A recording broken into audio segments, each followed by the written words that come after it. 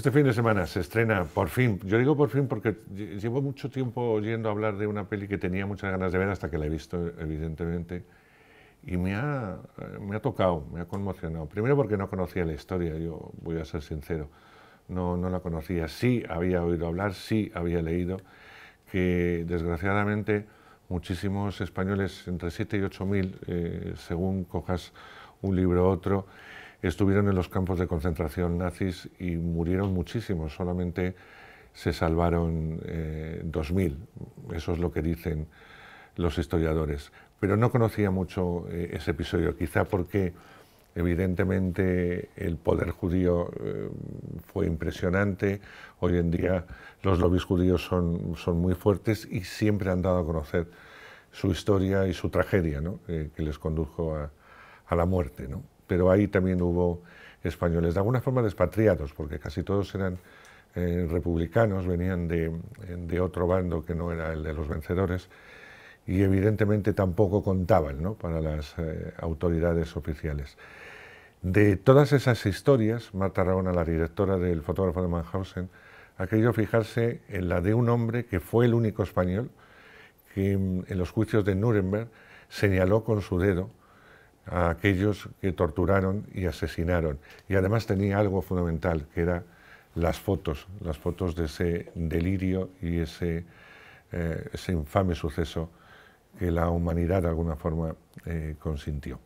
Pues de eso va el Fotógrafo de Mauthausen, de la historia de este fotógrafo, de este hombre encerrado, intentando él y sus compañeros sacar esos negativos, sacar ese material y podérselo dar en un momento dado al mundo para que supieran y no ocultasen lo que habían hecho los nazis.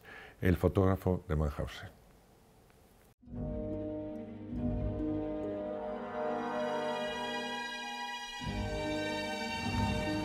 En Mauthausen todo está preparado para impresionarte. Los españoles fuimos de los primeros en llegar. Me llamo Francesc Boix. Esto no ha sido un intento de fuga. Les han disparado de frente. Tenemos las imágenes de nuestros compañeros asesinados. Tenemos pruebas para incriminarles. Nadie lo creerá si no lo ven. ¿Se puede saber qué estás haciendo? No podemos quemar las pruebas de lo que han hecho.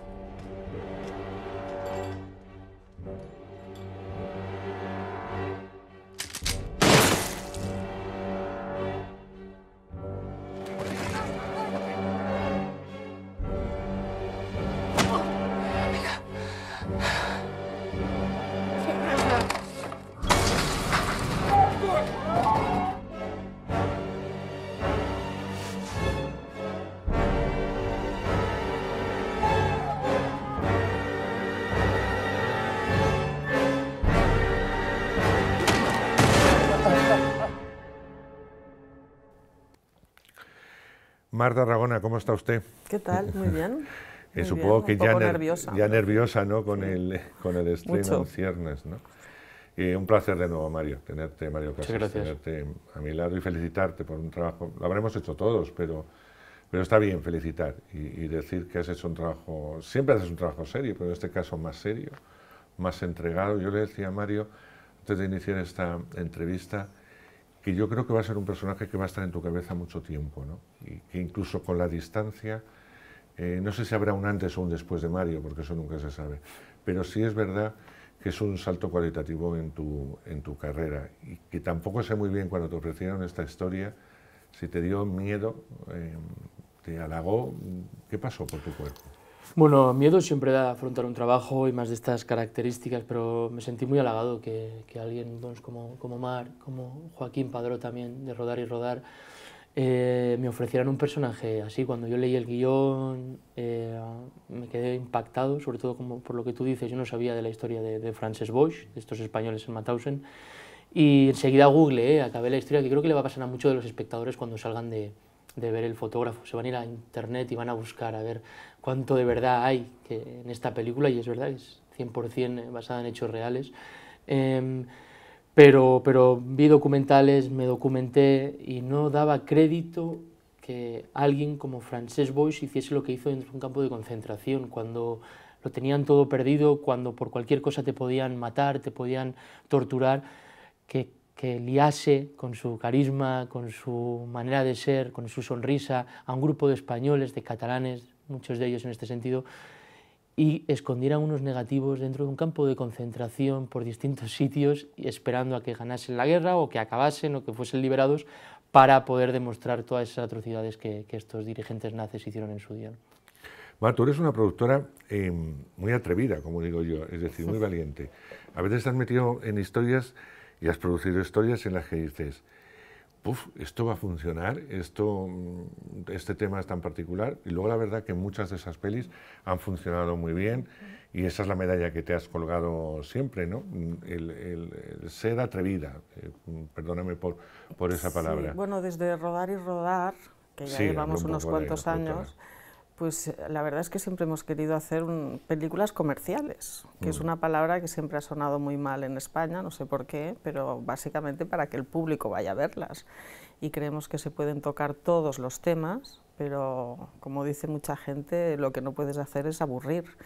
Y el cine tiene que ser entretenido, tiene que ser interesante, tiene que ser excitante, y entonces cada vez que hacemos una película pues nos fijamos mucho en esto. Entonces, siempre digo, ahora que tengo la faceta de directora y productora, que el director tiene la obligación de hacer una buena película y el productor tiene la obligación de llevar a la gente al cine. Entonces, normalmente cuando estás trabajando, primero piensas en la película y luego dices, bueno, ¿qué ingredientes pueden hacer que esta historia llegue al máximo público posible, ¿no? Entonces, son como dos formas de pensar distintas, esto del cerebro de una parte y el cerebro de la otra, pero que se complementan muy bien, y además que la gente lo entiende. O sea, una vez has pensado cómo quieres hacer la película, luego es pensar más, decir, bueno, aquí yo voy a presentar una historia, la gente está muy cómoda en su casa, igual llueve, igual hay fútbol, entonces, ¿qué le voy a dar para que coja un medio de transporte, vaya a una sala, haga cola, compre una entrada? Entonces, digamos que son estos complementos lo que yo creo que siempre hemos trabajado y siempre, bueno, más o menos nos ha ido bien. Y en esta historia que surge de alguna forma buscando un proyecto, lo has contado varias veces, pero lo voy a recordar si me permites, si es te metes en un proyecto que hable un poco sobre la Segunda Guerra Mundial y llega a ti de alguna forma la historia de este fotógrafo. Ves que puede tener alguna posibilidad, te metes de lleno a estudiar un poco ese caso y dices, aquí hay una historia que no se ha contado y que me apetece contar, ¿no? Exactamente, trabajando con los guionistas, con Alfred Pérez Fargas y Roger Danés, que son guionistas de la casa ya prácticamente, pues hablando con ellos, bueno, yo siempre iba dejando semillitas, ¿no? Porque siempre quería hacer algo sobre la Segunda Guerra Mundial, sobre el tema de los nazis, regalaba documentales para que lo vieran, a ver si hablaba con guionistas, y, oye, qué interesante sería, pero sin embargo con ellos enseguida me ofrecieron bueno, me pusieron delante de la mesa el tema de Frances Boix, que yo desconocía, y me pareció un personaje tan interesante y lo que hizo tan valiente y tan heroico, como dice Mario, o sea, que no solo hay héroes con capas, sino que hay héroes muy sencillos y que están ahí ocultos. Pero bueno, la valentía que tuvieron todos de organizarse, de salvar los negativos y que de esos negativos luego se extrajeran las pruebas para condenar a los nazis, me pareció una historia, vamos, que no tenía desperdicio. Es lo que tú has dicho también en alguna ocasión, Mario, es la historia de un superhéroe, ¿no? Pero yo diría que es una historia de un superviviente nato.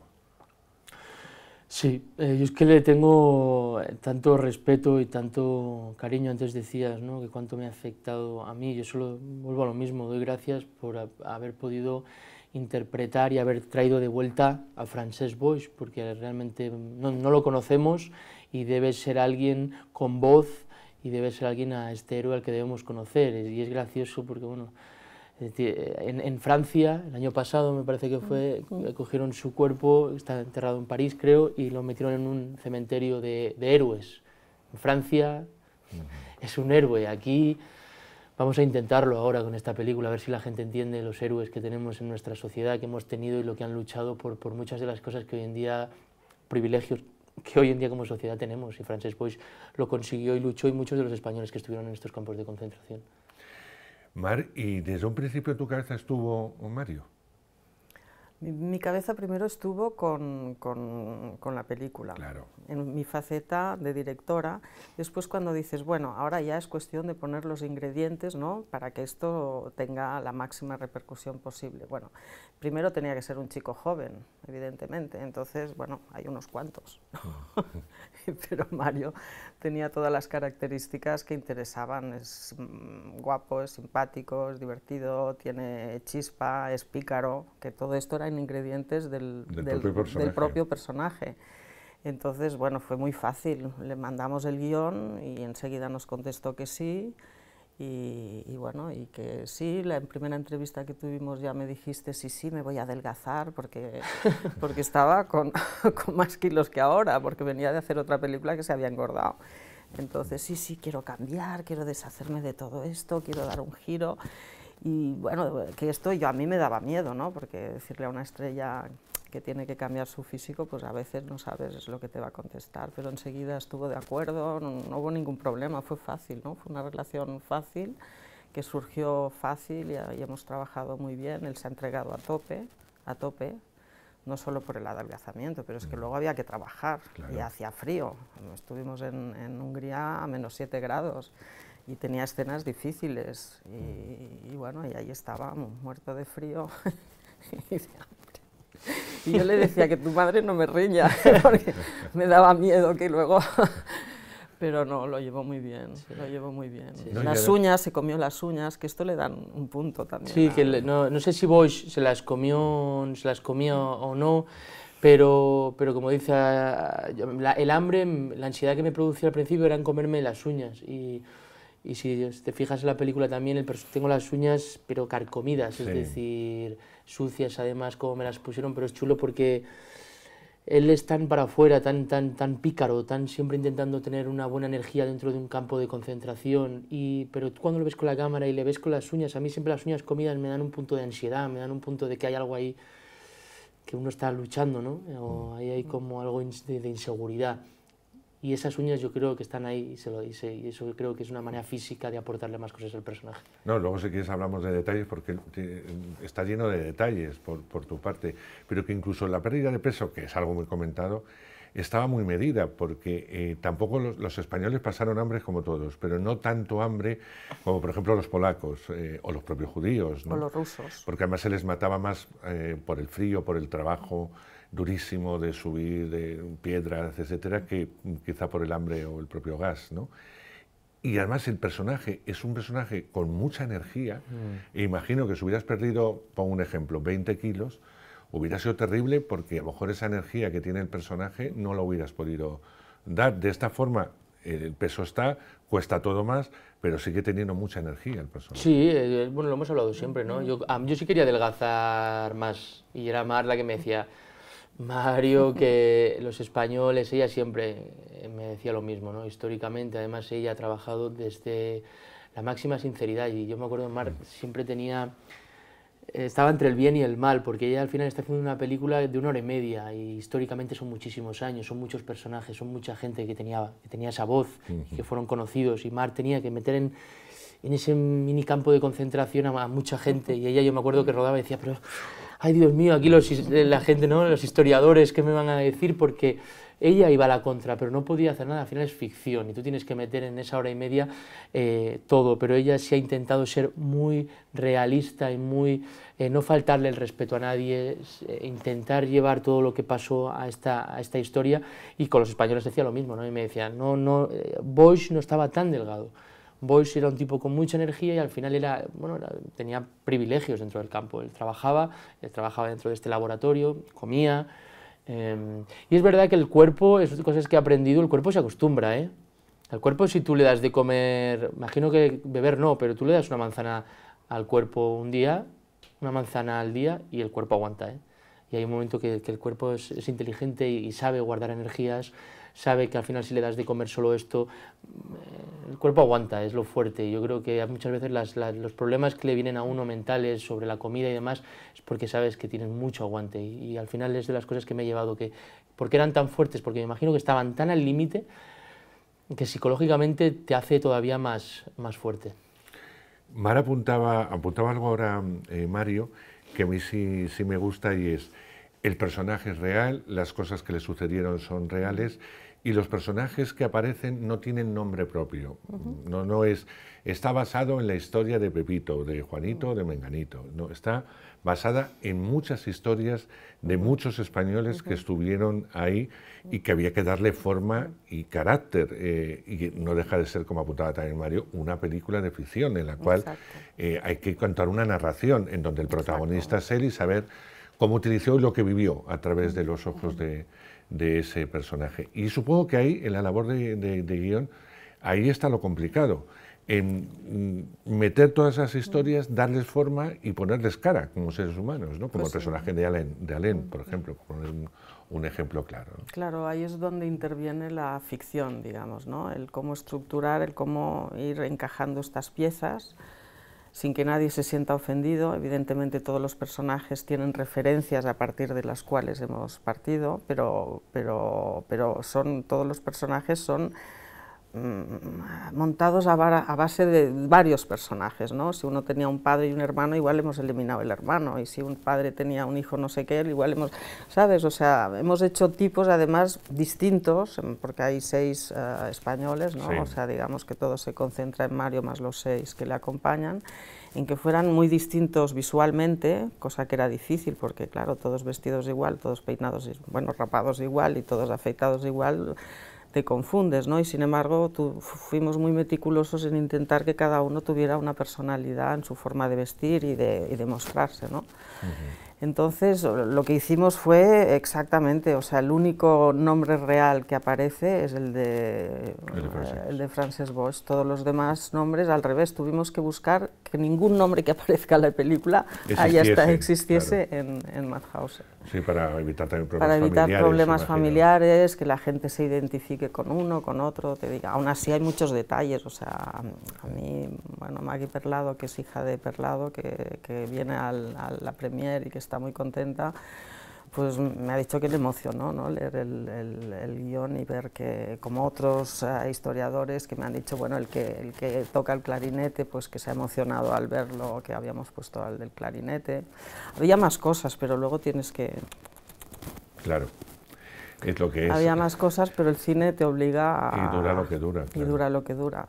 Podíamos hablar de fútbol, podíamos hablar de boxeo, podíamos hablar de montones de cosas que sucedieron en ese campo. Sí. Hay una cosa que me gusta mucho, yo ahora le preguntaré a Mar, y es que a veces el espectador ve lo que pasa en ese campo a través de tu mirada, no quiere mostrarlo. Lo muestra en ocasiones, pero otras veces no. Estamos viendo el asesinato, el dolor, el tiro, a través de los ojos de Francesc, o sea, a través de ti, Mario. Y yo no sé si eso ha sido una parte difícil, de imaginar más que de ver, y de saber lo que en ese momento tiene que sentir el espectador, que de alguna forma es lo que siente ese personaje, ¿no? No sé si eso fue fácil, si eso lo tenías claro. Francesc Boix tenía una idea fija que era sacar esos negativos, y es lo que yo me tenía que plantear en esta película. Es muy fácil caer en lo que a veces cuenta la película, y si yo miraba cosas que están pasando, voy a empatizar.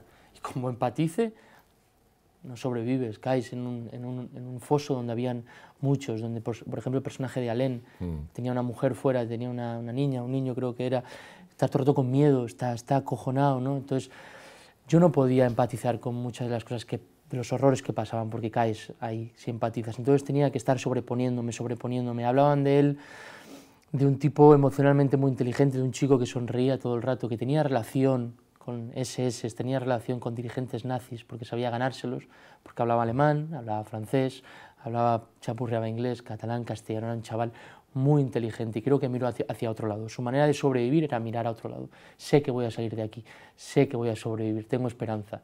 Y creo que así sobrevivió y consiguió todo lo que consiguió. Y a mí, cómo conocí a Boix es en el juicio de Nuremberg. Ahí es donde, cuando yo veo esas imágenes y veo la sonrisa que tiene, cómo hablaba, cómo levanta la cabeza, cómo señala con esa fuerza, con ese carisma, ostras, qué ganas tenía. Yo me imagino lo que tuvo que luchar para llegar a ese momento, el único español que se presenta ahí y los acusa uno a uno, mirándoselos a los ojos y diciendo tú y tú. Es decir, pero sí hay una secuencia en el laboratorio que no quiero destripar mucho, pero él se da cuenta de lo que está pasando. Y yo me di cuenta también como Mario, escuché a ese dirigente nazi, a Ricken, cómo habla de los españoles y cómo habla de la tortura y de lo que nos hacían. Lo hablaba desde el arte, que la muerte era arte y ahí rompí. Claro. ¿Verdad? Rompí y probamos, dije yo voy a tirar a ver qué pasa y todo lo que estaba conteniendo, o sea, bueno, pelos de punta, todo lo que estaba conteniendo salió ahí.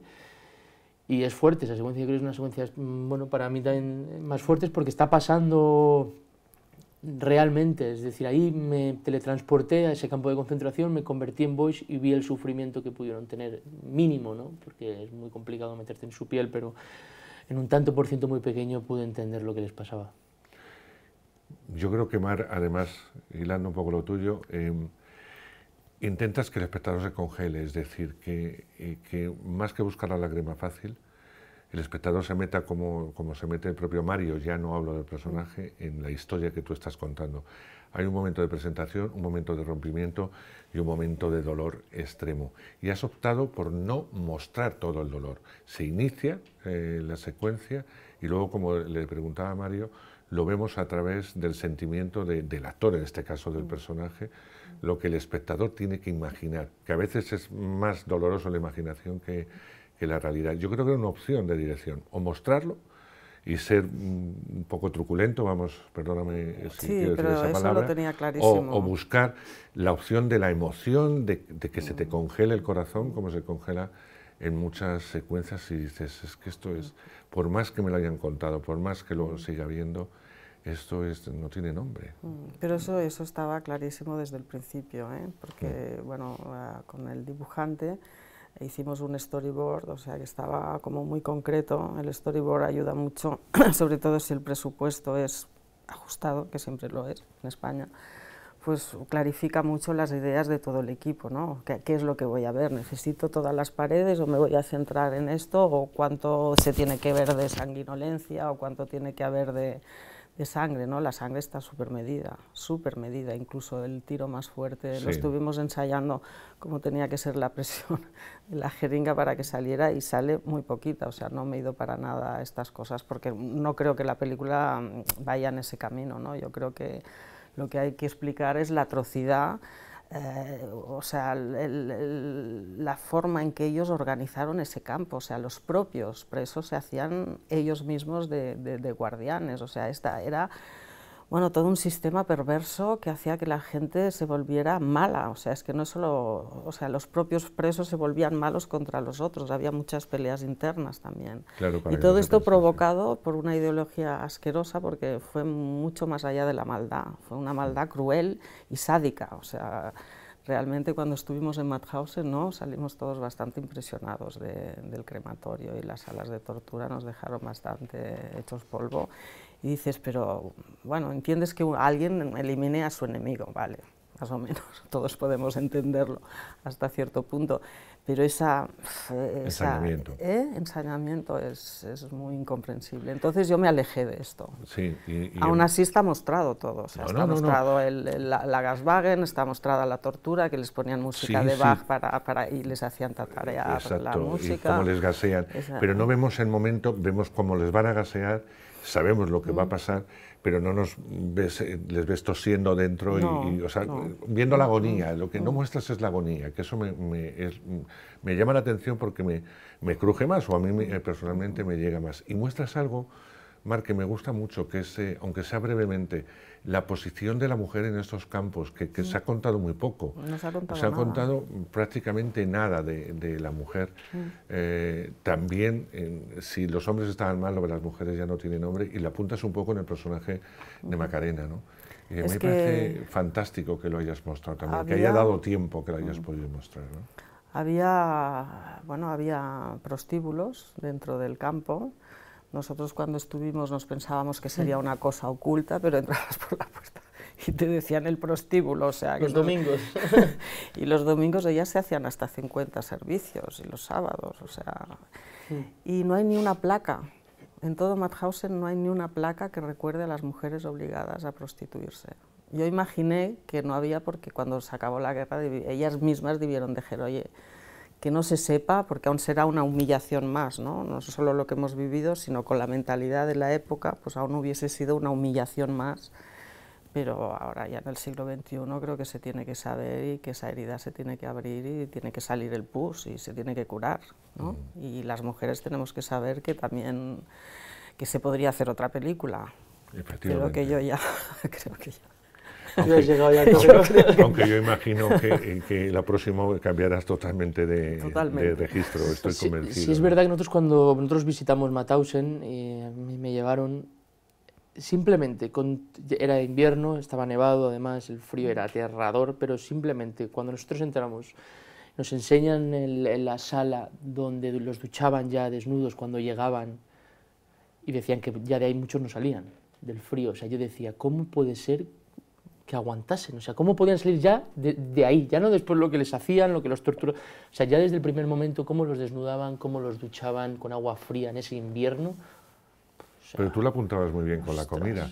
¿Hasta qué punto el ser humano sabe, desgraciadamente, pero sabe acomodarse a lo que pensamos que hoy en día es imposible que podamos aguantar? Tú lo has sufrido en menor medida con la comida, pero te has llegado a adaptar. Hablabas de una manzana, de cómo esa manzana te puede alimentar, ¿no? Y te puede hacer sobrevivir. Pues imagínate cuando lo que está en juego es tu vida, no es solamente el hambre, ¿no? Dicen que puedes estar 40 sin beber, ¿no? Pero 40 días sin comer dicen que puedes. Claro, y es un poco lo que Mar está muy bien contado todo eso. Yo creo que no solamente apunta, sino desarrolla y nos cuenta la película. Yo no sé qué te llevas, ya sé que has descubierto muchas cosas, que es un superhéroe, una historia que ya ocurrió y que desconocías, el frío, el hambre, pero ¿qué te llevas de este hombre? Pues la verdad que son muchas cosas, que no es solo una, es que conseguí convertirme en él. Es que no sé si me estoy volviendo loco o no, a veces no sé quién soy, a veces ahora mismo vuelvo a ser un poco Bosch, es decir, me convertí en él y me demostró la capacidad bueno, que tenemos de supervivencia. Volvemos a un poco lo que estabas diciendo ahora mismo, ¿no? Y me han dado la oportunidad, pues es que es verdad, de conocer una parte de mi historia, de mis raíces que no conocía y creo que la gente me conoce, hay un tipo de público más joven que me conoce, generaciones también que vienen, que no tienen ni idea de esto. Creo que muchos de lo que piensan es que es mentira, que lo han visto en las películas. Porque creo que es así, hay gente que yo creo que piensa que los campos de concentración, estas historias sobre la Segunda Guerra Mundial, los nazis, están en las películas solo. Entonces espero que toda esta gente joven, que este tema no les toca o les toca un poco más tarde, se conciencien y vean lo que hace poquísimos años, hace nada, hace unas cuantas generaciones, décadas, nos hicieron y lo que nuestros abuelos o tatarabuelos o para padres, para muchos, lucharon. Es decir, entonces es cierto que me sentía un ignorante y ahora gracias al fotógrafo de Mauthausen y a esta historia me siento un poquito, por lo menos ignorante en mi vida. A mí me gusta lo que habéis hecho, estamos llegando a los 30 minutos, tengo que despedir. Bueno. Pero me gusta mucho la valentía, de nuevo, a la hora de enfrentarte a un trabajo tan seriamente, como siempre lo haces muy serio. Pero quiero decirte en este caso en especial, y vuelvo a repetir que yo sé que es un trabajo que va a estar ahí siempre en tu memoria, Mar, por acercarnos a un trozo de historia que debíamos conocer y que debía estar ahí, y que a veces nos daba miedo o por lo que sea no lo queríamos contar. Y una última recomendación es que no os levantéis durante los títulos de crédito porque vais a ver al verdadero Francesc, vais a ver ese momento que Mario señalaba antes cuando con el dedo va viendo a todos los que fueron auténticos asesinos o carniceros, porque más que asesinos pero que eran carniceros, y son momentos en los que la emoción también brota en el propio espectador. Ha sido un placer poder charlar con vosotros un rato de esta peli y yo espero que este fin de semana, independientemente del fútbol, del tiempo, etcétera, vayáis al cine y que una de esas opciones sea esta peli española que es estupenda, El fotógrafo de Mauthausen. Gracias, de verdad, a los dos. Muchas gracias. A ti.